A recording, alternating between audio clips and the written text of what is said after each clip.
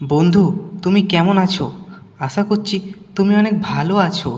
আজকে আমরা আবার একটা মজার ধাঁধা ভিডিও নিয়ে চলে এলাম। বন্ধু, তোমার ধাঁধাটা কেমন লাগছে? ভালো লাগলে চ্যানেলটা সাবস্ক্রাইব করে পাশে থাকবে। আমি জানি তুমি পাশে থাকবে, তাই তোমাকে অসংখ্য ধন্যবাদ।